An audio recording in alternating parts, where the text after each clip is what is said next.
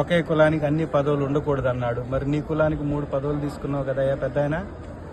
ఇంకొకటి 4 తీసుకుంటే 4 పదవులు తీసుకుంటే జనసేన 4 పదవుల్లో 3 ఒక కమ్యూనిటీకి, ఇంకొక కమ్యూనిటీ చంద్రబాబు నాయుడు గారి దగ్గర ఆ కమ్యూనిటీ ఫుల్ అయిపోయింది.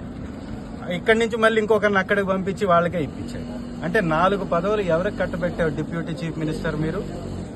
ఒక కులానికి కట్టబెట్టి ఈ సమాజం, ఈ యొక్క ప్రభుత్వం కొందరి కోసమే అందరి కోసం కాదు అని నిరూపించాడు. ఇవాళ నాగబాబుకి పదవిస్తున్నారు. ఏంది అతని సమర్థత?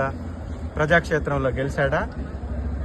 నీ అన్నగా నీ గురించి మాట్లాడినటువంటి వ్యక్తిగా నువ్వు ఆయనకు పదవి కట్టబెడితే, ఈ రాష్ట్రం కోసం పోరాడినటువంటి వ్యక్తి, నీ పార్టీ కోసం పోరాడినటువంటి వ్యక్తి, నిన్ను నిలబెట్టి గెలిపించినటువంటి వ్యక్తి ఏమనుకోవాలి? సో ఇది వారి యొక్క నైజం. ఒక పక్కన తండ్రి ఒక ముఖ్యమంత్రి స్థానంలో, కొడుకు మంత్రి స్థానంలో, ఇక్కడ అన్నేమో మంత్రి స్థానంలో, తమ్ముడేమో డిప్యూటీ చీఫ్ మినిస్టర్ స్థానంలో. ఈ పదవుల వెంపర్లాట కోసమే ఈ రాజకీయం తప్ప వీళ్ళకి ప్రజల సంక్షేమం పట్టదు. అందుకే రైతులు 6 నెలల్లోనే రోడ్డెక్కేటటువంటి పరిస్థితి తీసుకొచ్చారు. సార్, ఫైనల్ ఒకటి, ఎర్రగొండపాలెం నియోజకవర్గంలో అభివృద్ధిని ఏ విధంగా సాధిస్తారు? సమస్యలపై ఎలా పోరాడతారు ముందు? ఖచ్చితంగా అలుపెరగని పోరాటం చేస్తూనే ఉంటాం. ఎర్రగొండపాలెం అభివృద్ధే మా ధ్యేయం.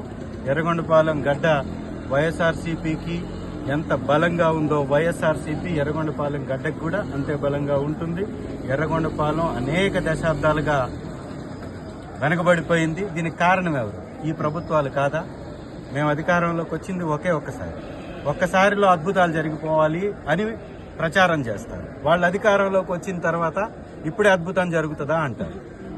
అనేక రకాలైనటువంటి డెవలప్మెంట్స్ తీసుకొచ్చింది ఘనత ఎర్రగొండపాలెంకి, వైఎస్ఆర్సీపీకే దక్కుతుంది. తెలుగుదేశం పార్టీ కూటమి నేతలు ఈ యొక్క వచ్చిన డబ్బుని దోచుకోవడానికి, దాచుకోవడానికి తప్ప అక్కడ సుపరిపాలన అందించట్లేదు. ఈ రాష్ట్రంలో అత్యంత ఎక్కువగా అవినీతి జరుగుతున్నటువంటి ప్రాంతంగా ఎర్రగొండపాలెం కూటమి నేతల యొక్క పరిపాలన సాగుతుంది. దాని మీద పెద్ద ఎత్తున పోరాటం చేస్తాం, అడ్డుకుంటాం. Thank you sir.